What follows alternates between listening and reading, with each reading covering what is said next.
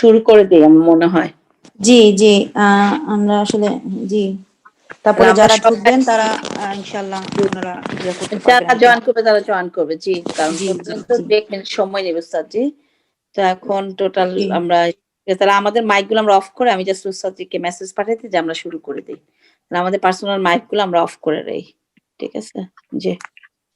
Hello, আসসালামু আলাইকুম রাহমাতুল্লাহ। উস্তাদজি কি শুনতে পাচ্ছেন? জি, আসসালামু আলাইকুম রাহমাতুল্লাহ। জি, শুনতে পাচ্ছি। জি, জি। তা আপনি তাহলে শুরু করেন উস্তাদজি। ওকে, জি। ওকে। জাযাকাল্লাহ। জি, আসসালামু আলাইকুম রাহমাতুল্লাহি ওয়া বারাকাতুহু। আলহামদুলিল্লাহি ওয়াহদা ওয়াসসালাতু ওয়াসসালামু আলা মান লা নাবিয়্যা বা'দা আম্মা বা'দ।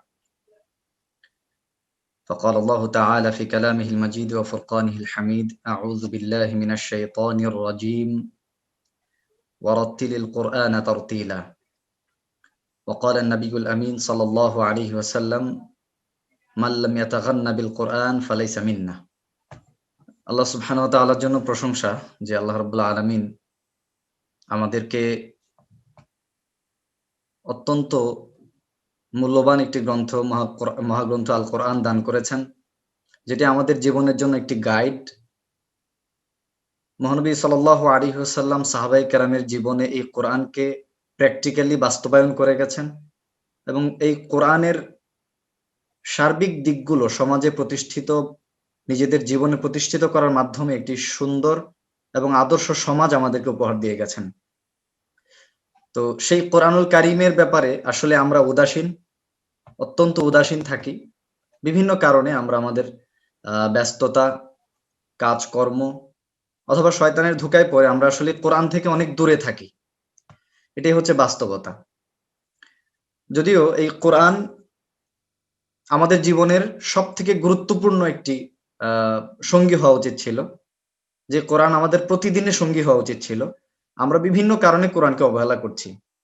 কোরআন বোঝা তো অনেক দূরের কথা। আসলে আমরা অনেক সময় এই কোরআনুল কারীমের বিশুদ্ধ তিলাওয়াত, সঠিক উচ্চারণে কোরআনুল কারীম পড়তেও আমরা জানি না। যেটা অত্যন্ত দুঃখজনক।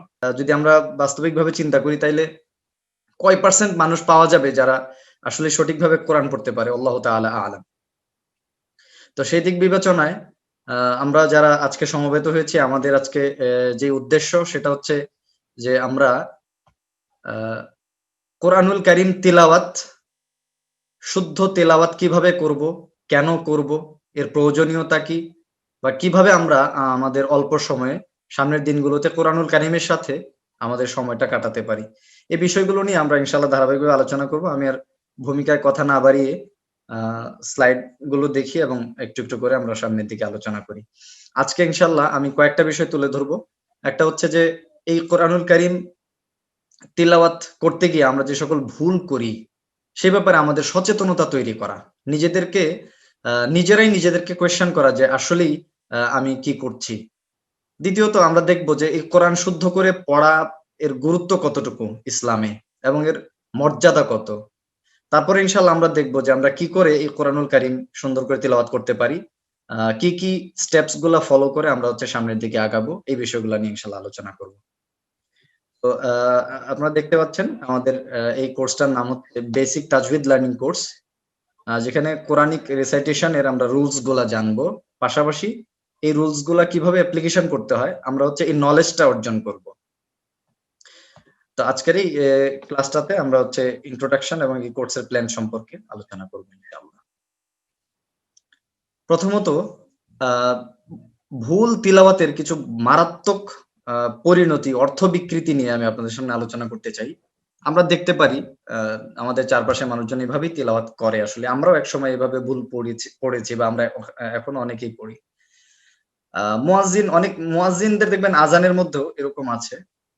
আল্লাহু আকবার এই শব্দটা উচ্চারণ করতে গিয়ে তারা বলে আল্লাহু আকবার, বাতে টান দেয়। ইভেন কি সলাতে নামাজেও দেখেছি অনেক ভাইয়েরা, অনেক বোনেরা এভাবে তেলাওয়াত করেন।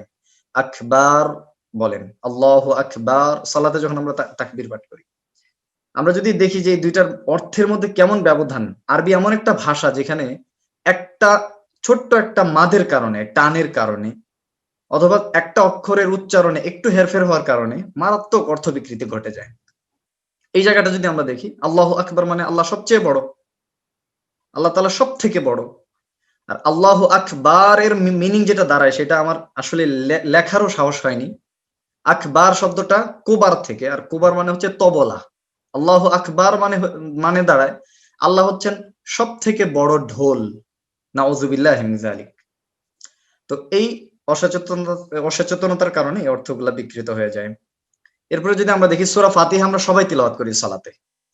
তো আমরা প্রথম আয়াতটাতেই আলহামদুলিল্লাহ, আলহামদুলিল্লাহি রাব্বিল আলামিন এটা পড়ার সময় হা উচ্চারণ করতে পারি আমরা কয়জন? ম্যাক্সিমামই কিন্তু আমরা এটাই পড়ি। আলহামদুলিল্লাহি রাব্বিল আলামিন পড়ি। আলহামদু। অথচ আলহামদুলিল্লাহ মানে হচ্ছে পৃথিবীর সকল প্রশংসা আল্লাহর। পৃথিবীর সকল প্রশংসা আল্লাহর জন্য।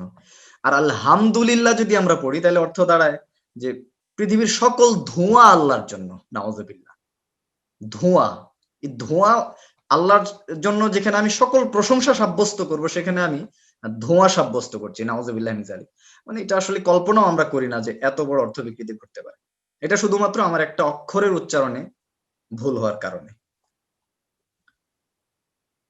আমরা আরো দেখি কোরআনের বিভিন্ন জায়গায় আছে এই জিনিসটা। ইন্নাল্লাহা আলা কুল্লি শাইইন কাদির। নিশ্চয়ই আল্লাহ তাআলা সকল কিছুর উপর ক্ষমতাবান। তিনি সবকিছুর উপরে ক্ষমতা রাখেন। কাদির। কাদির মানে অত্যন্ত ক্ষমতাবান ব্যক্তি, ক্ষমতাশীল। এই জায়গাটায় আমরা কফ উচ্চারণ না করতে পারার কারণে আমরা বলে থাকি ইন্নাল্লাহা আলা কুল্লি শাইইন কাদির বা কাদির। ক আমাদের আসে না। তো যেখানে অর্থ দাঁড়ায় যে মানে খুবই বিকৃত একটা অর্থ দাঁড়ায়। কাদির মানে হচ্ছে চিন্তাগ্রস্ত। আল্লাহ তাআলা কি আসলে সকল বিষয়ের উপরে চিন্তাগ্রস্ত? নিশ্চয়ই না।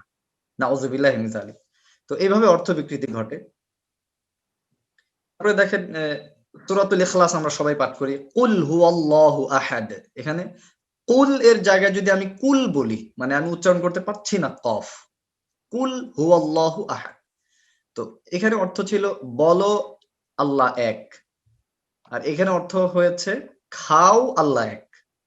তো এই মারাত্মক অর্থ বিকৃতি যেটা আমরা কখনোই কল্পনাও করি না যে আমরা এভাবে অর্থ বিকৃত করে কোরআন তেলাওয়াত করি। আরেকটা জায়গা, এটাই সর্বশেষ উদাহরণ আমার। ফাসাল্লি লিরাব্বিকা ওয়ানহার। সূরা কাউসার আমরা সবাই পাঠ করি এটা।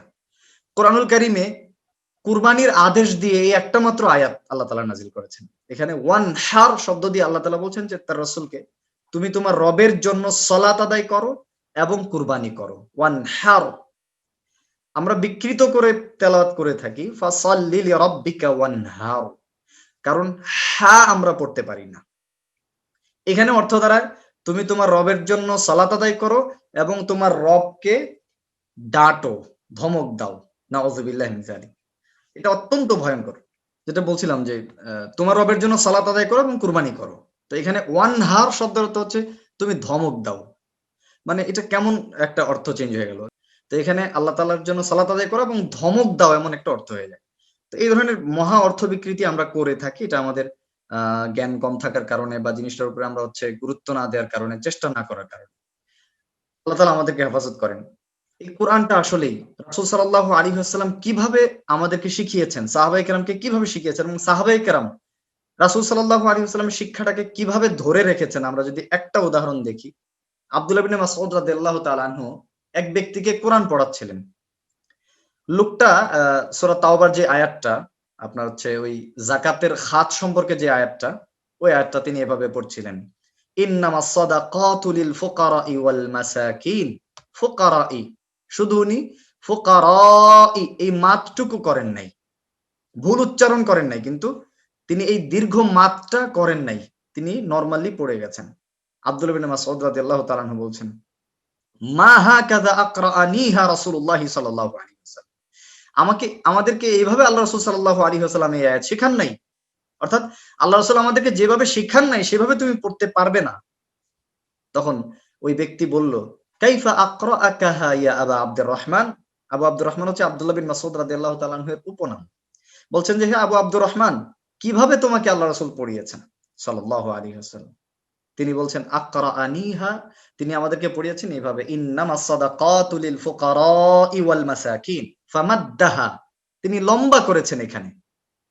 তাহলে দেখেন এত সূক্ষ্ম জিনিসগুলাও সাহাবায়ে কেরাম কাউকে ছাড় দেন নাই তিলাওয়াতের ব্যাপারে। তেলাওয়াত শেখা এবং শেখানো অত্যন্ত মহৎ একটি কাজ, যদিও আমরা এই কাজটি সম্পর্কে সব থেকে উদাসীন।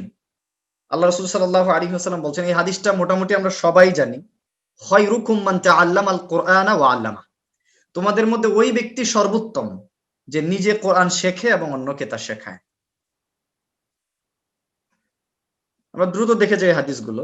আল্লাহ রাসূল সাল্লাল্লাহু আলাইহি ওয়াসাল্লাম আরো বলছেন, আল মাহিরু বিল কুরআন মা সাফারাতিল কিরামিল বারারা, কোরআনে যে দক্ষতা অর্জন করবে, কোরআনে যে নিজেকে প্রশিক্ষিত করবে, সে কিয়ামতের দিন আল্লাহ রাব্বুল আলামিনের পুণ্যবান সম্মানিত ফেরেশতাদের সাথে থাকবে। সুবহানাল্লাহ।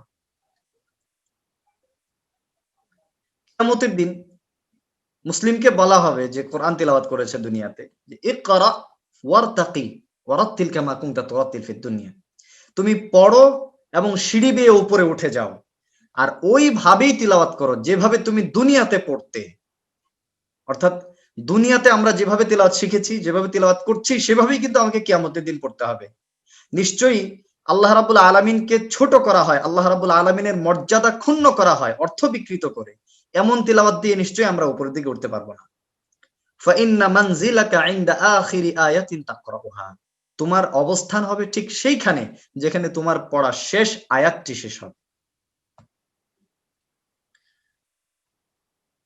ইবাদত কোরআন তিলাওয়াত, এটা একটা ফরজ ইবাদত। কোরআন তিলাওয়াত করা একটা ফরজ ইবাদত। আল্লাহ রাব্বুল আলামিন কোরআনে নির্দেশ দিয়ে বলছেন, ওয়ারাত্তিলিল কুরআনা তারতিলা, তোমরা এই কোরআনকে তারতিল সহকারে ধীর স্থির ভাবে তিলাওয়াত করো। আল্লাহ রাসূল সাল্লাল্লাহু আলাইহি ওয়াসাল্লাম বলছেন, বাল্লিগু আন্নি ওয়ালাউ আয়া, আমার তরফ থেকে একটা আয়াতও যদি হয় তোমরা সেটা পৌঁছে দাও। এই আয়াতগুলো হাদিসগুলো আমাদের কাছে পরিচিত, তাই আমি খুব ব্যাখ্যা করছি না, জাস্ট আমি আপনাদের সামনে পড়ে চলে যাচ্ছি, যা স্মরণ করিয়ে দেওয়ার জন্য। রাসূল সাল্লাল্লাহু আলাইহি ওয়াসাল্লাম বলছেন তিলাওয়াতের মর্যাদা বোঝাতে গিয়ে, মান ক্বারাআ হারফাম মিন কিতাবিল্লাহ ফালাহু বিহি হাসানাহ, যে ব্যক্তি আল্লাহর কিতাবের একটা অক্ষর, একটা বর্ণ তিলাওয়াত করবে, একটা শব্দও না, একটা অক্ষর, আল্লাহ রাসূল সাল্লাল্লাহু আলাইহি ওয়াসাল্লাম বলছেন তার একটা হাসানা হবে, নেকি হবে। ওয়াল হাসানাতু বিআশরি আমসালিহা, আর ওই নেকিটা 10 নেকির সমান, অর্থাৎ এক হারফ, এক বর্ণ ইজিক্যাল টু হচ্ছে 10টা নেকি। তিনি বলছেন, লা আকুলু আলিফ লাম মিম হারফ, আমি বলছি না যে এই তিনটা মিলে একটা অক্ষর, ওয়ালাকিন আলিফুন হারফ ওয়া লামুন হারফ ওয়া মিমুন হারফ, বরং এর প্রত্যেকটি হরফ আলাদাভাবে কাউন্ট করা হবে এবং এই 3 10 এ 30টি নেকি হবে। কোরআন কিয়ামতের মাঠে মানুষের জন্য সুপারিশকারী হবে। এই হাদিসটি যদি আমরা দেখি, আল্লাহ রাসূল সাল্লাল্লাহু আলাইহি ওয়াসাল্লাম বলছেন, ইকরাউল কুরআন ফাইন্নাহু ইয়াতি ইয়াউমাল কিয়ামাতি শাফিআন লিআসহাবি, তোমরা কোরআন তিলাওয়াত করো, কারণ এই কোরআন কিয়ামতের দিন তার সঙ্গীদের জন্য, অর্থাৎ যারা কোরআনকে সঙ্গী রূপে গ্রহণ করেছে, কোরআন তিলাওয়াত করেছে, তাদের জন্য সুপারিশকারী রূপে অবতীর্ণ হবে। মানাতুহুন নাওমা বিল্লাইল ফাশাফি'নি ফিহি, সে আল্লাহকে বলবে, আল্লাহ আমি তো তার রাতের ঘুমকে বাধাগ্রস্ত করেছি, আমি তাকে রাতের বেলায় ঘুমাতে দেইনি, আমাকে তিলাওয়াত করে সে রাত্রি জাগরণ করেছে, অতএব আল্লাহ আমার ব্যাপারে, তার ব্যাপারে আমার সুপারিশ কবুল করুন। আর আল্লাহ রাব্বুল আলামিন ওই কোরআনের সুপারিশ ওই ব্যক্তির ব্যাপারে কবুল করবেন। একটি বর্ণনা, ইয়াজিউল কুরআন ইয়াউমাল কিয়ামাতি কাররাজুলি শাহিব ইয়াকুলু লিসাহিবি, কোরআন কিয়ামতের দিন একেবারে বিবর্ণ ব্যক্তির আকারে তার সঙ্গীর জন্য অবতীর্ণ হবে, আসবে, এসে বলবে, হাল তাআরিফুনি, কোরআন পাঠকারীকে বলবে, তুমি কি আমাকে চিনো? আনাল্লাযী কুনতু উসহিরু লাইলাকা ওয়া উযমিউ হাওয়াজিরাক, আমি সেই কোরআন যে তোমাকে রাত জাগিয়েছে এবং তোমার প্রয়োজনের সময়ও তোমাকে ব্যস্ত রেখেছে। একটি হাদিস, এটা হচ্ছে আমরা যারা বাবা মাকে সম্মানিত করতে চাই অথবা সন্তানদের মাধ্যমে আমরা বাবা মা হিসেবে মর্যাদার অধিকারী হতে চাই, তাদের জন্য রাসূল সাল্লাল্লাহু আলাইহি ওয়াসাল্লামের একটা দীর্ঘ বর্ণনার একটা অংশ, তার ডান হাতে রাজত্ব এবং বাম হাতে চিরজীবন দেয়া হবে, তার মাথায় সম্মানের মুকুট পরানো হবে কোন একজন ব্যক্তিকে, আর তার মা বাবাকে দুনিয়া ও এর অন্তর্ভুক্ত সকল বস্তু থেকে উত্তম 2টি পোশাক পরানো হবে। অর্থাৎ কোরআন তেলাওয়াতকারীর কথা বলা হচ্ছে, তাকে তার ডান হাতে রাজত্ব, বাম হাতে চিরজীবন এবং তার মাথার উপরে সম্মানের মুকুট পরানো হবে। আর তার বাবা মাকে দুনিয়া ও এর অন্তর্ভুক্ত সকল বস্তু থেকে উত্তম দুটি পোশাক পরানো হবে। তারা দুজনেই বলবেন, বাবা মা বলবেন, হে রব, এ আমাদের জন্য কিভাবে অর্জিত হলো, এই মর্যাদা আমরা কিভাবে পেলাম? তখন বলা হবে, তোমাদের সন্তানকে কোরআনের শিক্ষা দেওয়ার কারণে তোমাদের জন্য এই মর্যাদা। দেখেন, দুইটা জিনিস এমন আছে যে দুইটা জিনিসের ব্যাপারে হিংসা করা যায়, যদিও হিংসা করা অত্যন্ত ভয়ঙ্কর পাপের বিষয়। রাসূল সাল্লাল্লাহু আলাইহি ওয়াসাল্লাম বলছেন, যেই ব্যক্তির ভিতরে বিন্দু পরিমাণ, সরিষার দানা পরিমাণ, অনুপরিমাণ হিংসা থাকবে, সে জান্নাতে যাবে না। সেখানে দুই বিষয়ে হিংসা করা যায়, লা হাসাদা ইল্লা ফি ইসনাতাইন, দুটি বিষয়ে হিংসা করা যায়। এক হচ্ছে ওই ব্যক্তি যাকে আল্লাহ রাব্বুল আলামিন কোরআনুল কারীমের জ্ঞান দিয়েছেন, ফাহুয়া ইয়াতলুহু আনা আল-লাইলি ওয়া আনা আন-নাহার, সে দিবারাত্রির বিভিন্ন প্রান্তে এই কোরআনকে তিলাওয়াত করে। এটা দেখে হিংসা করা যাবে যে, আল্লাহ, তুমি যদি আমাকে এই মর্যাদা দিতে, তুমি যদি আমাকেও কোরআনের জ্ঞান দিতে, আমি তার মতো কোরআন তিলাওয়াত করে রাত যাপন করতাম, আমিও তার মতো কোরআন তিলাওয়াত করে আমার দিনটা অতিবাহিত করতাম। এই ব্যক্তির সাথে হিংসা করা যাবে। কোরআন তেলাওয়াত শুনে তার সাথে হিংসা করা। হিংসা মানে এই নয় যে তার জন্য বদদুয়া করা, বরং একই নিয়ামত আল্লাহর কাছে চাওয়া। ওয়ারাজুলুন আতাহুল্লাহু মালান, আরেক ব্যক্তিকে দেখেও আপনার মনে হিংসা জাগতে পারে, এটা বৈধ। যাকে আল্লাহ তাআলা ধন সম্পদ দিয়েছেন, ফাহুয়া ইউনফিকুহু আনা আল-লাইলি ওয়া আনা আন-নাহার, সে দিবারাত্রি সেই সম্পদ আল্লাহর রাস্তায় খরচ করে, ভালো কাজে খরচ করে। কোরআন তিলাওয়াতকারীর মর্যাদায় আরেকটি হাদিস, ওয়ামাজতামা কওমুন ফি বাইতিন মিন বুয়ুতিল্লাহ ইয়াতলুনা কিতাবাল্লাহি ওয়া ইয়াতাদারাসুনাহু বাইনাহুম ইল্লা নাযালাত আলাইহিমুস সাকিনাহ ওয়া গাশিয়াতহুমুর রাহমাহ ওয়া হাফাতহুমুল মালায়েকা ওয়া যাকারাহুমুল্লাহু ফি মান ইনদাহ। যাই হোক, এই ফজিলতের হাদিসগুলো আসলে জাস্ট আমাদের মোটিভেশনের জন্য। আমরা আসলে এই হাদিসগুলো মনে হয় জানি সবাই, দু একজন হয়তো দু একটা নতুন পাবো। আল্লাহ রাসূল বলছেন যে, কোন একটা দল, কোন একটা মানে গ্রুপ যদি আল্লাহর কোন ঘরে একত্রিত হয়, আল্লাহর ঘরের শর্তটা আসলে হচ্ছে মানে এই বাক্যে জরুরি শর্ত নয়, মুহাদ্দিসিন একরাম ব্যাখ্যা করেছেন যে, যে কোনো জায়গায় আল্লাহর কিছু বান্দারা যদি একসাথে একত্রিত হয়, ইয়াতলুনা কিতাবাল্লাহ, আমরা ভার্চুয়ালি এখন একটা ক্লাসে বসেছি, এটাও কোরআনের ওই দার্সের অন্তর্ভুক্ত। বলা হচ্ছে যে ইয়াতলুনা কিতাবাল্লাহ, একত্রিত হয়ে যদি তারা আল্লাহর কিতাব তিলাওয়াত করে, ওয়া ইয়াতাদারাসুনাহু, এবং এই বাইনাহুম, নিজেদের মধ্যে এই তিলাওয়াত এবং কোরআনুল কারীমের জ্ঞান নিয়ে আলোচনা করে, ইল্লা নাযালাত আলাইহিমুস সাকিনাহ, তাদের উপরে প্রশান্তি নাজিল হয়, ওয়া গাশিয়াতহুমুর রাহমাহ, রহমত তাদেরকে বেষ্টন করে নেয়, ওয়া হাফাতহুমুল মালায়েকা, এবং তাদের চারপাশে ফেরেশতাদের আনাগোনা থাকে, ওয়া যাকারাহুমুল্লাহু ফি মান ইনদাহু, এবং আল্লাহ তাআলা তার কাছে থাকা বিশেষ ফেরেশতাদের সামনে তাদের আলোচনা করেন। এবার আমি খুব সংক্ষেপে আপনাদের সামনে তুলে ধরবো এই তেলাওয়াত শেখার জন্য এবং এই মর্যাদাগুলা লাভ করার জন্য আমাদের আসলে কি কি করা উচিত। প্রথমেই বলবো, দীর্ঘ সময় ধরে তেলাওয়াত করা, যতটুকু সময় পাই কোরআন নিয়ে তেলাওয়াত করা। আমি বিশেষ করে বলবো আমাদের বোনদের জন্য বেশি সুবিধা, বেশি সুযোগ থাকে কোরআন তেলাওয়াত করার, এবং আমরা এটা দেখেছি, এটা পরীক্ষিত, মানে ছেলেদের তুলনায় মেয়েদের কোরআন তেলাওয়াতের সময়টা বেশি থাকে, কোরআন চর্চা করার সময় বেশি থাকে, এবং হাফেজা হলে তাদের হিফজ ধরে রাখার সময়টা বেশি থাকে। যদিও এখন ব্যস্ততার সময় আমরা সকলেই নানান কাজ নিয়ে ব্যস্ত থাকি, বাট সর্বোপরি আমরা চেষ্টা করলে পরে সময় বাঁচিয়ে ইনশাআল্লাহ কোরআনকে সময় দিতে পারি। দীর্ঘ সময় ধরে তেলাওয়াত করার মানসিকতা লালন করতে হবে। ইসলামের দাওয়াত পৌঁছানোর একটা মাধ্যম হচ্ছে এই তিলাওয়াত। আপনি যদি সুন্দর তিলাওয়াত করতে পারেন, আপনি অন্যের মধ্যে ইসলাম সম্পর্কে ভালো ধারণা তৈরি করতে পারবেন, আল্লাহর কিতাব সম্পর্কে ভালো ধারণা তৈরি করতে পারবেন এবং প্রভাবিত করতে পারবেন।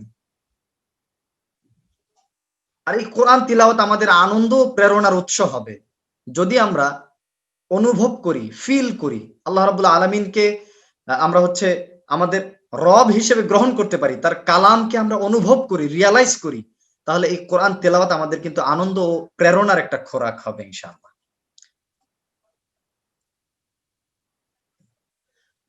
এই বিষয়গুলো দেখলাম যে কোরআন তেলাওয়াতকারী ব্যক্তি সর্বোত্তম ব্যক্তি। ২ নম্বর, ফেরেশতাদের কাতারে তাদের অবস্থানে হবে। কোরআন তিলাওয়াত ফরজ ইবাদত। ৪ নম্বর হচ্ছে জান্নাতের উঁচু ধাপে আরোহণ করা যায় তিলাওয়াত করার মাধ্যমে। ৫ হচ্ছে প্রতি হরফে আমরা ১০টি করে নেকি পাবো।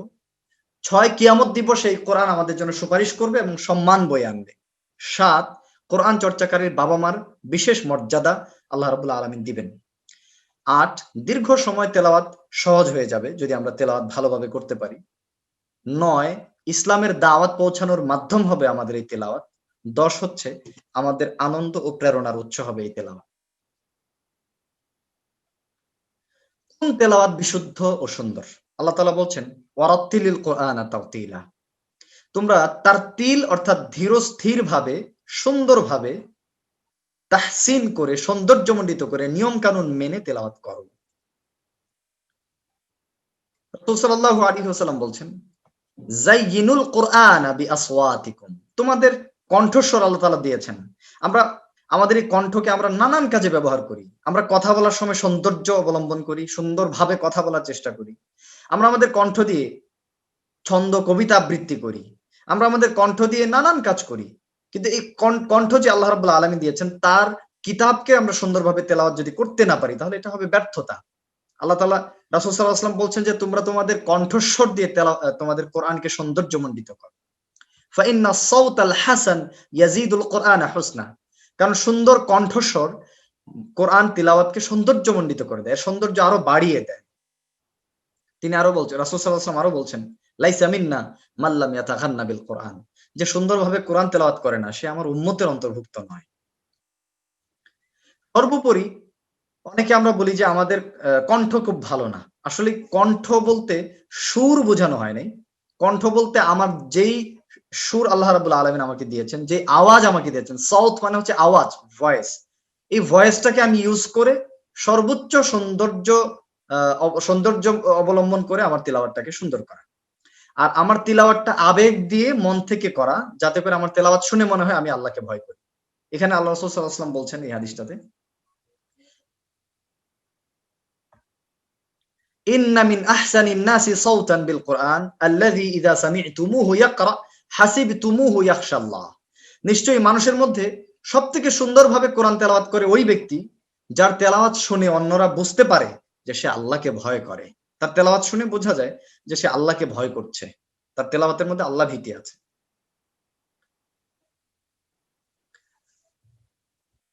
তাহলে বিশুদ্ধ তেলাওয়াতের ক্ষেত্রে এই 4টা পয়েন্ট। ধীরস্থির ভাবে তেলাওয়াত করতে হবে। 2 নম্বর হচ্ছে হরফগুলোকে বিশুদ্ধ ও সুস্পষ্ট ভাবে উচ্চারণ করতে হবে, প্রত্যেকটা হরফকে। 3 নম্বর হচ্ছে সঠিকভাবে থামতে হবে, কোথায় থামতে হবে, কোথায় থামা যাবে না এটা জানতে হবে। 4 নম্বর হচ্ছে তাদাব্বুর তথা কোরআনের আন্ডারস্ট্যান্ডিংটা যতদূর সম্ভব নিয়ে তেলাওয়াত করার চেষ্টা করতে হবে।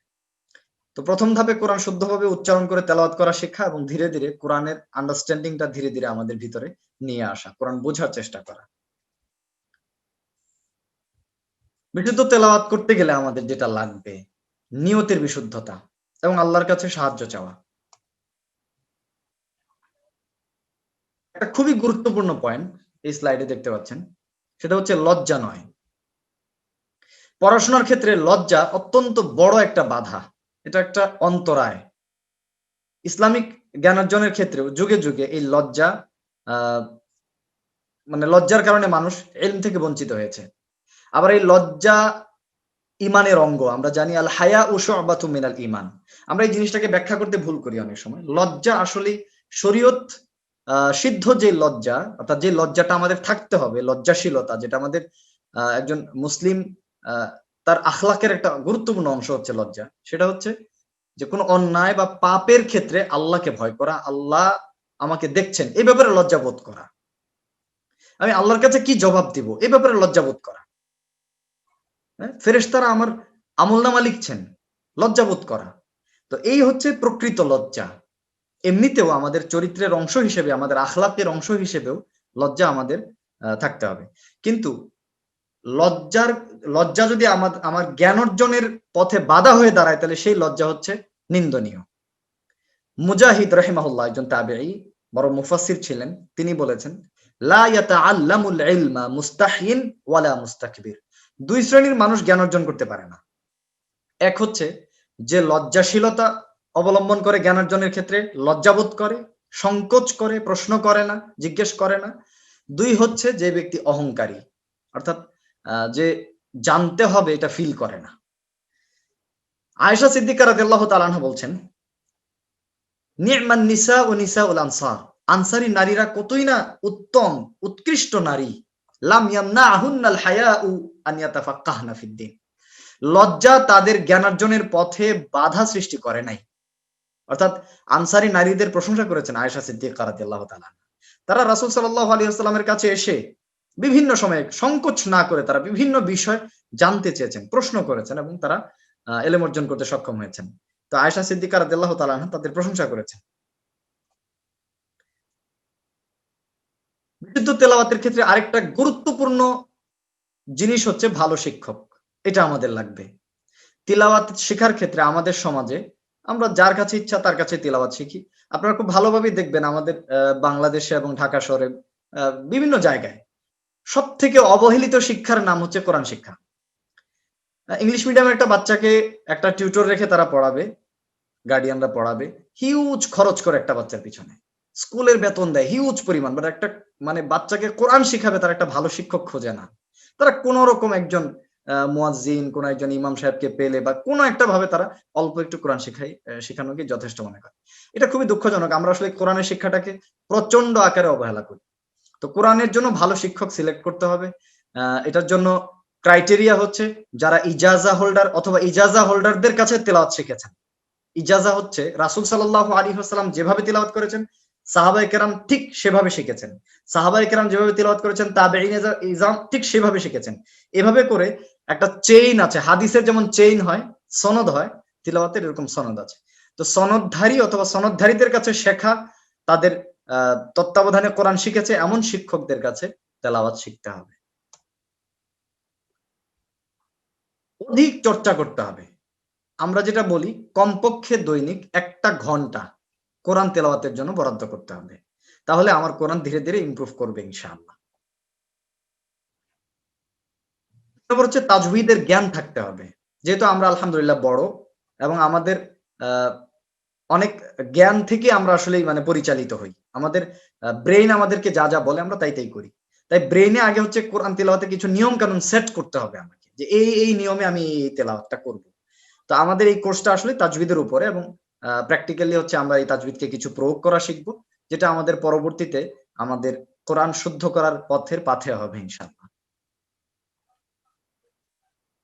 বিশুদ্ধ তেলাওয়াত করতে গিয়ে আমাদের হরফ বিচ্ছিন্ন করতে হবে, যেটা এর আগেও বলেছি। প্রত্যেকটা হরফকে আলাদা আলাদা ভাবে আমরা উচ্চারণ করতে জানতে হবে। যেমন আমি সূরা ফাতিহার প্রথম আয়াতটা যদি পাঠ করি, আলহামদুলিল্লাহি রাব্বিল আলামিন, এখানে প্রত্যেকটা শব্দের প্রত্যেকটা অক্ষর যেভাবে আদায় করা উচিত সেভাবে বিচ্ছিন্ন করে আদায় করতে হবে। স্থায়ী সিফাতগুলো বাস্তবায়ন করতে হবে। সিফাত হচ্ছে একটা অক্ষরের বৈশিষ্ট্য। যেমন ধরেন কফ এর বৈশিষ্ট্য হচ্ছে এটা মোটা হয়, ক।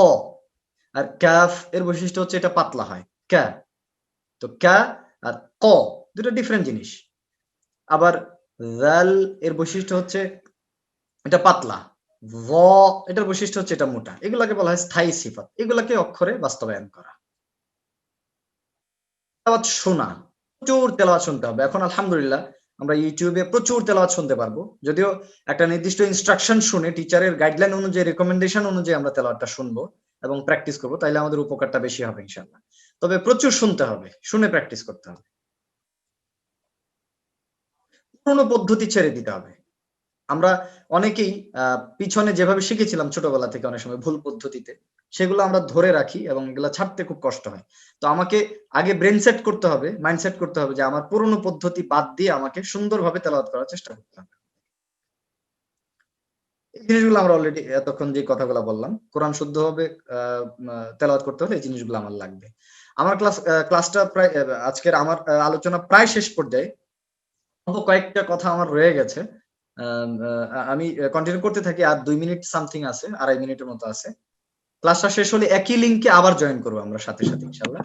আর অল্প সময়ের মধ্যে আপনাদের জন্য কোয়েশ্চেন অ্যান্সার ইনশাআল্লাহ ওপেন করে দিব। আরেকটা জিনিস থাকে, পুরুষ শিক্ষকের কাছে কোরআন শেখা নারীদের জন্য, এবং নারী শিক্ষিকার কাছে পুরুষদের জন্য কোরআন শেখা বা যে কোনো কিছু শেখা, ইলম অর্জন করা, জ্ঞান অর্জন করা। এ ব্যাপারে যুগে যুগে সাহাবায়ে কেরামদের থেকে, রাসূল সাল্লাল্লাহু আলাইহি ওয়াসাল্লামের জামানা থেকেই আমাদের জন্য কিছু গাইডলাইন, দিক নির্দেশনা রয়ে গেছে। তো একটা মানে হাদিস জাস্ট আপনাদের সামনে তুলে ধরা, সহিহ বুখারীর 1249 নম্বর হাদিস। রাসূল সাল্লাল্লাহু আলাইহি ওয়াসাল্লামের কাছে এসে নারী সাহাবীরা তারা এসে বললেন, তারা রাসূল সাল্লাল্লাহু আলাইহি ওয়াসাল্লামকে বললেন, ইজআল লানা ইয়াওমান, আপনি আমাদের জন্য একটা দিন নির্ধারণ করুন যে দিনে আপনি আমাদেরকে শিক্ষা দিবেন। তো অন্য বর্ণনায় মাঝখানে আরো কিছু কথা আছে যে অতঃপর আল্লাহ রাসূল সাল্লাল্লাহু আলাইহি ওয়াসাল্লাম তাদের জন্য একটা দিন এবং একটা জায়গা নির্ধারণ করলেন, বললেন যে ইজতামি'না ফি ইয়াউমিন কাযা ওয়া কাযা ফি মাকানিন কাযা ওয়া কাযা, তোমরা অমুক অমুক দিন অমুক অমুক জায়গায় একত্রিত হবে। ফাওয়া'আযাহুন্না, আল্লাহ রাসূল সাল্লাল্লাহু আলাইহি ওয়াসাল্লাম তাদেরকে ওয়াজ করলেন, উপদেশ দিলেন, অর্থাৎ রাসূল সাল্লাল্লাহু আলাইহি ওয়াসাল্লাম তাদেরকে নিয়মিত আকারে আলাদাভাবে শিখাতেন, শুধু নারীদের। আয়েশা সিদ্দিকা রাদিয়াল্লাহু তাআলা আনহা অনেক সাহাবীকে অনেক হাদিস শিখিয়েছেন, অনেক তাবেঈকে অনেক হাদিসের মাসাইল তিনি শিখিয়েছেন এবং তাকে সর্বাধিক হাদিস বর্ণনাকারিণী সাহাবী বলা হয় নারীদের মধ্যে, আমরা জানি। এবং যুগে যুগে এটার দৃষ্টান্ত রয়ে গেছে। তবে অবশ্যই পর্দার ক্রাইটেরিয়া গুলা মেনটেন করে আমাদেরকে বিপরীত জেন্ডারের হচ্ছে শিক্ষকের কাছে যদি আমরা পড়ি তাহলে এটাকে আমাদের মেনটেন করতে হবে ইনশাআল্লাহ। আমি এই পয়েন্ট আলোচনা করার আগে আমরা মিটিংটা এখানে শেষ করি। শেষ করে আমরা আবার একটু জয়েন করি। আমার খুব অল্প সময় শেষ হয়ে যাবে ইনশাআল্লাহ। তারপরে আমরা অল্প কিছু প্রশ্ন বা আপনাদের কিছু কোয়েরি ইনশাআল্লাহ। হ্যালো, আসসালামু আলাইকুম জি। আমরা শুরু করি তাহলে। হ্যাঁ হ্যাঁ জি, জয়েন হচ্ছে তো আপনি করতে থাকেন, জি শুরু করে দেন ইনশাআল্লাহ।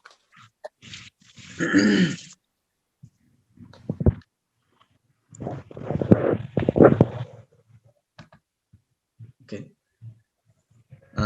আমরা এখন যে কোর্সটি নিয়ে কথা বলতেছিলাম, তাজউইদের একটা কোর্স। এই কোর্সটা আসলে আমরা অনেক সময় মনে করতে পারি যে এটা মনে হয় আমরা পারবো না, অনেক কঠিন হবে। আপনারা মাঝখানে চাইলে আপনাদের মাইক্রোফোন অন করে কেউ যদি কোনো কথা মাঝখানেও বলতে চান ইনশাআল্লাহ ফ্লোর নিয়ে বলতে পারবেন, কোনো অসুবিধা নেই। এই কোর্সটা আমরা আসলে ডিজাইন করেছি যাদের জন্য, তা আমি একটু সংক্ষেপে আপনাদেরকে তুলে ধরি, তাহলে বুঝতে সহজ হবে। অনেকের মনে হবে যে আমি পারবো কিনা, আমি তো কোরআন পড়তে খুব একটা পারি না, একটু একটু পারি, অথবা আমি শব্দগুলা মিলাইতে কষ্ট হয়, নানান কথা থাকতে পারে। তো আমি জাস্ট একটু আপনাদের জন্য বলা, যারা আরবি বর্ণগুলো আমরা সঠিকভাবে উচ্চারণ করতে পারি না সোজা কথা, হরফগুলো উচ্চারণ আমাদের ঠিক হয় না, এবং এটা খুব স্বাভাবিক। যদি আমরা ট্রেনিং নিয়ে না থাকি, সেভাবে প্রশিক্ষণ নিয়ে না থাকি, তাহলে আমাদের এটা হবেই, এই ভুলটা হয়। এবং আমরা যারা আরবি হরফের সিফাত মাখরাজ সম্পর্কে জানি না, মাখরাজ হচ্ছে হরফ উচ্চারণের জায়গা, অর্থাৎ আমরা মুখের বিভিন্ন অর্গান ইউজ করে অর্থাৎ হরফগুলো উচ্চারণ করে থাকি। কোন কোন অক্ষর, কিছু অক্ষর জিহ্বা থেকে উচ্চারণ হয়, কিছু অক্ষর হচ্ছে ঠোঁট থেকে উচ্চারণ হয়, কিছু অক্ষর হচ্ছে আমাদের জিহ্বা এবং উপরের দাঁত, উপরের তালু, বিভিন্ন অর্গানগুলোর সাথে আমাদের এই সম্পৃক্ততা আছে মাখরাজের। সিফাত সম্পর্কে আমাদের ধারণা নাই অনেকেরই। সিফাতটা আমি একটু আগে একটু বোঝানোর চেষ্টা করেছিলাম সিফাতটা কেমন। সিফাতের মধ্যে বিভিন্ন বিষয় থাকে, যেমন কোন কোন অক্ষরে বাতাস থাকে, কোন অক্ষরে বাতাস থাকে না, শুধু আওয়াজ থাকে। কোন অক্ষর শক্ত হয়, কোন অক্ষর একটু নরম হয়, কোন কোন অক্ষরগুলা মোটা হয়, কোন কোন অক্ষর আবার অতিরিক্ত মোটা হয়। ইতবাক, ইস্তেলা, বিভিন্ন টার্ম দিয়ে এগুলাকে আমরা শনাক্ত করি। আমরা অতি সহজে বাংলায় সেগুলাকে আপনাদের জন্য প্রস্তুত করে রেখেছি, যাতে আপনাদের বুঝতে সহজ হয়। তো সিফাত মাখরাজগুলা সম্পর্কে আমাদের ধারণা থাকলে আমরা আরবি বর্ণমালাগুলা বাক্যে বা শব্দে যখন ব্যবহার হবে, আমরা সঠিকভাবে উচ্চারণ করতে পারবো ইনশাআল্লাহ। এরপর আমরা যারা হরফের উচ্চারণ মোটামুটি ভাবে জানি, কিন্তু তিলাওয়াতে প্রয়োগ করতে পারি না, বা তিলাওয়াতে কিভাবে এটা প্রয়োগ করতে হয়, শব্দে বাক্যে আমাদের এটা কিভাবে মেইনটেইন করতে হয়, এটাও আমরা জানি না, তারাও এই কোর্স থেকে উপকৃত হবেন ইনশাআল্লাহ। এরপর মাদ, গুন্না এবং তিলাওয়াতের অন্যান্য জরুরি কিছু নিয়ম কানুন আমাদের জানা নেই, যেগুলা খুব সহজে আমরা ক্লাসের মধ্যে জেনে যাব ইনশাআল্লাহ। এই জিনিসগুলা নিয়েই হচ্ছে আমাদের এই কোর্সগুলো। এরপরে আমরা যারা দক্ষ শিক্ষকের কাছে কখনো দীর্ঘ সময় ধরে তিলাওয়াত শিখিনি, তাদের জন্যই আসলে এই কোর্স। কারণ তিলাওয়াত আসলেই সামনাসামনি বসে শেখার জিনিস। যেভাবেই হোক শিক্ষকের গাইডলাইন ছাড়া তেলাওয়াত করলে অনেক ধরনের ভুল থাকবে, এটাই স্বাভাবিক। তো তাদের জন্য আসলে এই কোর্স। কোর্সের আচ্ছা, সালাতে পঠিতব্য কিছু গুরুত্বপূর্ণ সূরা, সূরা ফাতিহা, ওদিকে নাস, ফালাক, ইখলাস, মাসাদ, নাসর, ছোট ছোট সূরাগুলা, যে সূরাগুলো আমরা সালাতে পড়ি, এগুলো আমরা বিশুদ্ধভাবে পড়ি না আসলে সালাতে। আমরা সন্দিহানে থাকি, ভুল উচ্চারণ করি, অর্থ বিকৃত হয়ে যাওয়ার একটা আশঙ্কা থাকে এবং সালাতে আমাদের প্রশান্তি আসে না। তারা আসলে এই কোর্সটা করলে আমরা উপকৃত হব। এবং সুখবর হলো যে আমাদের তাজউইদের প্রত্যেকটা ক্লাসের পাশাপাশি একটা করে এই সূরাগুলা প্র্যাকটিস আছে। তো এই প্র্যাকটিস সেশনটাতে আমরা অংশগ্রহণ করব, এবং এই প্র্যাকটিস সেশনটার পরে আমরা পুরো সপ্তাহ ধরে আমি এখান থেকে আপনাদের সেই গাইডলাইনটা দিয়ে দিব।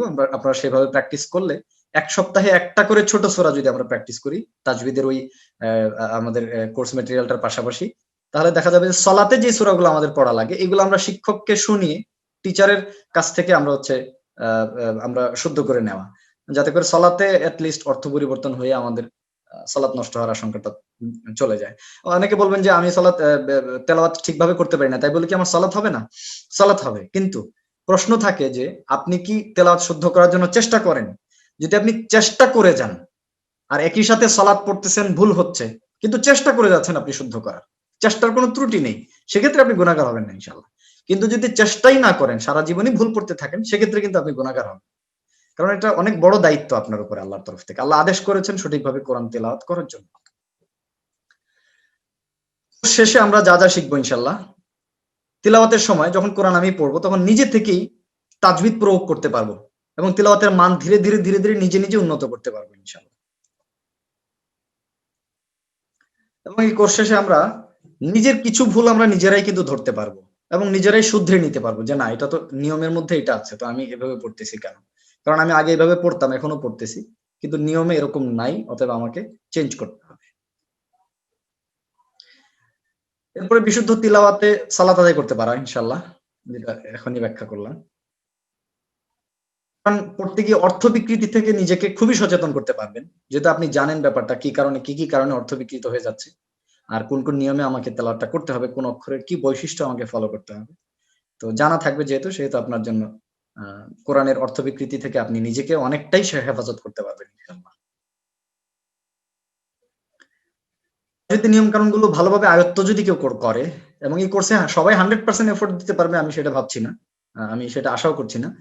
কেউ যদি পারে এবং কেউ যদি খুব বেশি নিতে পারে, তাহলে এই নিয়ম কানুন গুলো সে যদি আয়ত্ত করে, কোরআন শেখানোর মাধ্যমে সে হাদিসে বর্ণিত সেই ফজিলতটাও কিন্তু অর্জন করতে পারবে, যেটা আমরা শুরুতে দেখেছিলাম, খায়রুকুম মান তাআল্লামাল কোরআন ওয়া আল্লামা।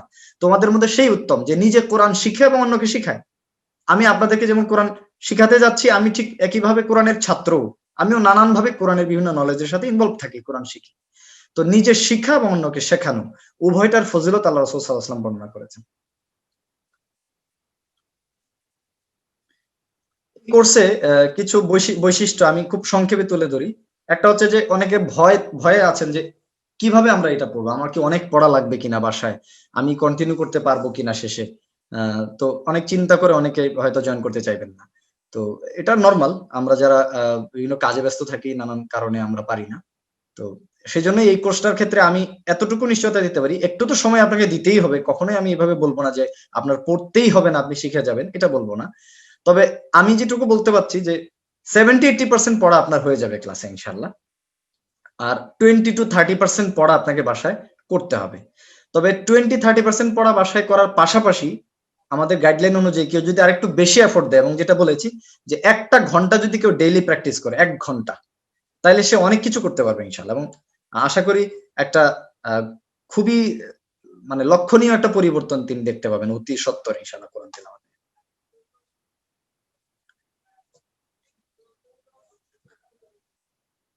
শিক্ষার্থীদের পড়াশোনা আমরা নিয়মিত ইনশাআল্লাহ ফিডব্যাক প্রদান করব। আপনাদের পড়া আমরা ইনশাআল্লাহ বিভিন্নভাবে সপ্তাহে বা 2 সপ্তাহে 1টা বা 2টা সূরা আমাদের গাইডলাইন অনুযায়ী প্র্যাকটিস করার পরে আপনাদের রেকর্ডিং আমরা অডিও রেকর্ডিংটা আমরা নিব। নেওয়ার পরে আপনাকে টু দা পয়েন্ট আমরা ফিডব্যাকটা দিব যে এখানে কোথায় কি হচ্ছে, কোথায় কারেকশন লাগবে, এবং আপনি কারেকশন করে চাইলে পুনরায় আবার শোনাতে পারবেন ইনশাআল্লাহ। এবং এটা আমরা হোয়াটসঅ্যাপ গ্রুপের মাধ্যমে করব। এর মধ্যে আরেকটা আছে, প্র্যাকটিসের জন্য আমরা কিছু শব্দ বাছাই করেছি, যে শব্দগুলো আমরা প্রত্যেকটা নিয়মের জন্য কিছু শব্দ দিয়ে প্র্যাকটিস করব, যে এই নিয়মটা আমরা শিখলাম, এখন প্র্যাকটিক্যালটা আমরা প্র্যাকটিস করব। সেটা কোরআন থেকেই নেওয়া হয়েছে শব্দগুলো। এতে করে কোরআনের সাথে আপনাদের সম্পৃক্ত হতে সহজ হবে ইনশাআল্লাহ। প্রত্যেকটা ক্লাসের জন্য আমরা প্রেজেন্টেশন ফাইল তৈরি করে রেখেছি। প্রত্যেকটা ক্লাসে এরকম স্লাইড আসবে, এবং দেখাচ্ছি আমি স্লাইডগুলো। এগুলা পড়ানোর জন্য না, আজকে জাস্ট আপনাদের দেখানোর জন্য। এভাবে আমরা চিত্র সহ বিস্তারিত এভাবে আপনাদের জন্য ছবিগুলো নিয়ে এসেছি, এবং এগুলো আমরা ব্যাখ্যা করব ইনশাআল্লাহ আপনাদের সামনে। এগুলো হচ্ছে প্র্যাকটিস। যে জিনিসটা পড়লাম সেটা অনুযায়ী আমরা প্র্যাকটিস করছি, এবং প্র্যাকটিসও খুব সূক্ষ্মভাবে সাজানো হয়েছে, এক একটা এক এক ভাবে। এই জিনিসগুলো আপনারা প্র্যাকটিস করলে সহজেই বুঝতে পারবেন ইনশাআল্লাহ। এভাবে আমরা স্লাইডগুলো তৈরি করেছি, এভাবে আমাদের প্রত্যেকটা ক্লাসেরই স্লাইড থাকবে ইনশাআল্লাহ।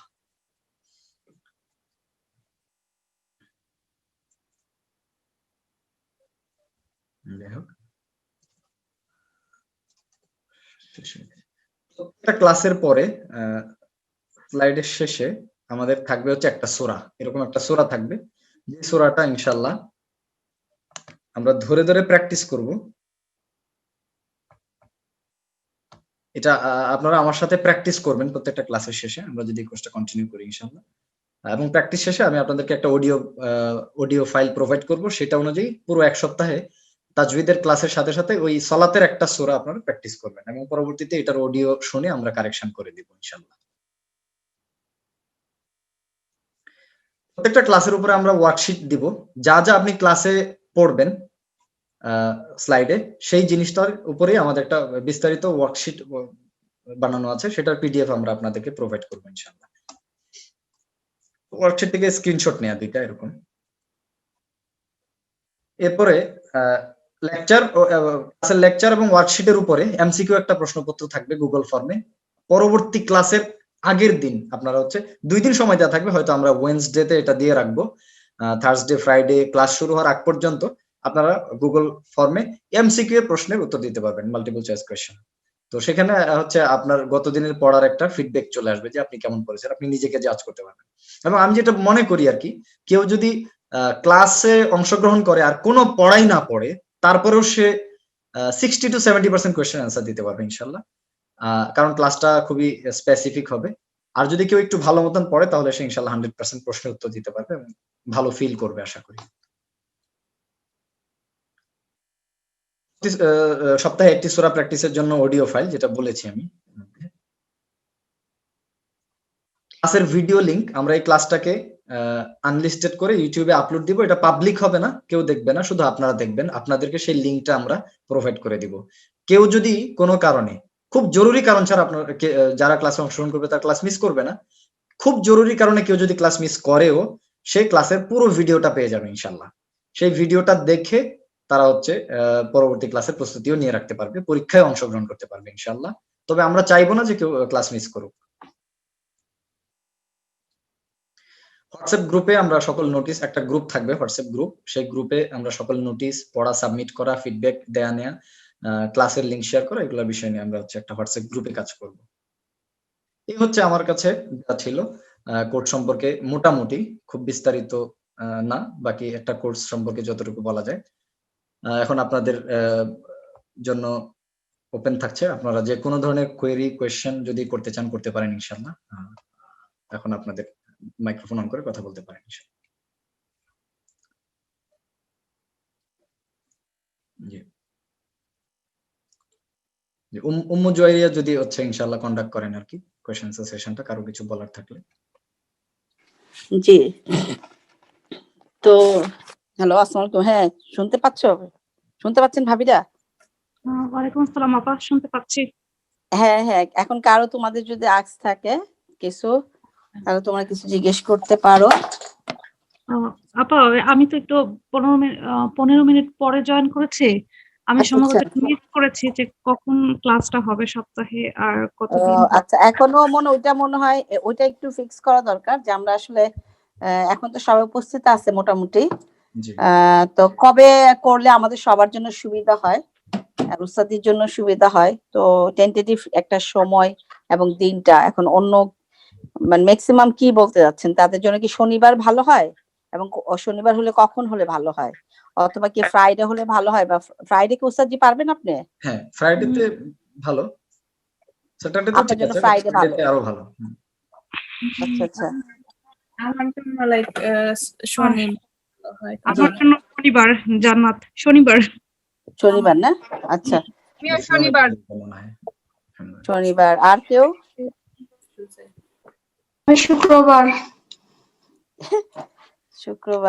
শুক্রবার বিকালে। আমি খালেদা বলছিলাম। আচ্ছা, আসসালামু আলাইকুম, আমি সেলিনা আহমদ বলছি। জি বলেন ভাবি। আপু, আমার জন্য শনিবার ভালো। আমার জন্য শনিবার ভালো ভাবি। আচ্ছা, খালেদাকে রিকোয়েস্ট করতেছে। খালেদা, এখন তো ম্যাক্সিমাম তো শনিবার হইছে, এখন কি সবার কথা চিন্তা করে কি আমরা কি আসলে ম্যাক্সিমামের সুবিধার দিকে তাকাইতে পারি কিনা, কি মনে হয় ম্যানেজ করতে পারবা? ম্যাক্সিমাম এটা দেখি শনিবার। ইনশাআল্লাহ। আমাদের সাথে 4 ঘন্টা ডিফারেন্ট, আর লন্ডনের সাথে মনে হয় 2 ঘন্টা ডিফারেন্ট। যাই হোক, আমরা আমাদের টাইমটা দিয়ে করি, কারণ লন্ডনে মাত্র একজন ভাবি আছেন, হোসেন ভাবি আছেন। তো এখন আমাদের সময়টা কোনটা হলে ভালো হয়? মানে বাংলাদেশের সময় কারো কোনো ইয়ে আছে? বিকাল আমাদের যেমন বিকাল 4টা বাজে, তখন হচ্ছে বাংলাদেশ সময় 8টা বাজে, অথবা আমরা যদি 6টা করি, 6টার দিকে করি, তাহলে বাংলাদেশের সময় 10টা। তো কখন সুবিধা হয়? 6টা করলে কি উস্তাদজি পারবেন আপনি? 6টায় বাংলাদেশের সময় 10টা। 10টা শনিবার পারবো ইনশাআল্লাহ। হ্যাঁ, পারবেন। জি। জি জি, তাহলে কি আমরা কি 6টা থেকে শুরু করব শনিবার? কি অসুবিধা নাই, পারবো জি হ্যাঁ, ইনশাল্লাহ আমি পারবো। আচ্ছা, আর কার কোনো? হ্যাঁ, আর Okay, লন্ডনে 6টা। ভাবির জন্য, যে লন্ডনে ভাবির জন্য হচ্ছে 4টা হয়ে যাবে, ঠিক আছে? 6টা হবে এখানে। আর বাংলাদেশ সময় 10টা। এই ভাবি কি হবে 4টার থেকে? হোসেন ভাবি, সরি ভাবি, আমি মিউটে ছিলাম। হ্যাঁ ভাবি, আলহামদুলিল্লাহ আমার হবে। হবে না? আলহামদুলিল্লাহ, যাক। তাহলে আমরা একটু তো কি এটা স্যাক্রিফাইস করতেই হবে, শনিবার? আমি শিখবো। ইনশাআল্লাহ। জি জি, আল্লাহ আমাদের সেটা ইনশাআল্লাহ আমরা শিখবো। সেটাই আমাদের একটা একটা বড় একটা কাজে আমরা, আল্লাহ আমাদেরকে সহায়তা করতেছে এবং আরো করবে। তা আমাদের নিজেদের কিছু ছাড় দিতে হবে, একটু এদিক রুটিনটা একটু এদিক সেদিক করে। তো সেই জন্য তো 6টা থাকলো, শনিবার দিন থাকলো, যারা আপা আশা আমার করতে। আচ্ছা ভাবি, এটা কি কালকের থেকে শুরু হবে নাকি? না না উস্তাদজি, এই আমাদের উস্তাদজি আপনি কবে শুরু করতে যাচ্ছেন? আমরা ইনশাআল্লাহ নেক্সট উইক থেকে শুরু করবো ইনশাআল্লাহ। Next week. নেক্সট তার আগে ইনশাআল্লাহ আমরা হচ্ছে আমাদের যারা পার্টিসিপেট করতেছি ইনশাআল্লাহ সবাই কনফার্ম করে ফেলা। আগামী আচ্ছা আচ্ছা, ঠিক আগামী আছে। ফ্রাইডের হ্যাঁ, মধ্যে আমরা কনফার্ম করে ফেলি ইনশাআল্লাহ। আমরা স্যাটারডেতে ক্লাস স্টার্ট করতেছি ইনশাআল্লাহ। তাহলে আচ্ছা আচ্ছা আচ্ছা, ঠিক আছে। জি জি, ওই যে 5 তারিখ থেকে শুরু হবে ভাবি, বুঝছেন? ডিসেম্বরের 5 তারিখ, প্রথম সপ্তাহটা আমি দেখলাম ক্যালেন্ডারে। আপা আরেকটা প্রশ্ন ছিল, জি সেটা হচ্ছে বলেন। ক্লাসটা কত মাস ব্যাপী হবে? আচ্ছা, উস্তাদজি বলেন, আমি আচ্ছা, এটা জানি নিয়ে যে আমি আপনি। বলছি। আমাদের এই কোর্সটা হচ্ছে 10 সপ্তাহের কোর্স। আমরা 10টা লাইভ ক্লাস অ্যাটেন্ড করবো ইনশাআল্লাহ। 10 সপ্তাহের কোর্স মূলত। 10 সপ্তাহ মিন্স হচ্ছে 2.5 মান্থ। তারপর 10 সপ্তাহের কোর্সের পরে কি কোনো পরীক্ষা থাকবে? অবশ্যই। হ্যাঁ হ্যাঁ, আমাদের ফাইনাল পরীক্ষা আছে। জি, মানে তো ইনশাআল্লাহ। আরো অন্যান্য ভাবিরা আছে, মন ভাবি আছে, তারপরে আসমা আপা আছে, এরপরে রুমা ভাবি রুম্পা আছে, আছে, হ্যাঁ রুম্পা আছে। কেউ রুম্পা কিছু ভাবি আছে। বলতে চাচ্ছো? হ্যাঁ, তাদের টাইমিং বা কি বিষয় আছে বা পরে জানাতে চাইলেও কোনো অসুবিধা নাই, পরে আমাদের জন্য মানে আমার জন্য শনিবারেই মানে সহজ হয় আর কি। 6টা বাজে, শনিবার ঠিক আছে না? আচ্ছা জি, আচ্ছা। ঠিক আছে আমার জন্য। আর তোমার জন্য, তুমি তো অনেক ছোট ছোট বাচ্চা, আলহামদুলিল্লাহ তুমি যে জয়েন করছো আমি অনেক খুশি হয়েছি। আমি তো জানিও না তুমি জয়েন করবা, আলহামদুলিল্লাহ সাহস করে করছো, এটা অনেক বড় জিনিস। তাসমা, তোমার কি অবস্থা? আলহামদুলিল্লাহ, কোনো সমস্যা নাই আমার। আলহামদুলিল্লাহ, ঠিক আছে উস্তাদজি, মোটামুটি এটাই ঠিক আছে। তারপরে যদি কোনো প্রস্তাবনা আসে হ্যাঁ আমি আপনাকে জানাবো ইনশাআল্লাহ। ইনশাআল্লাহ। জি।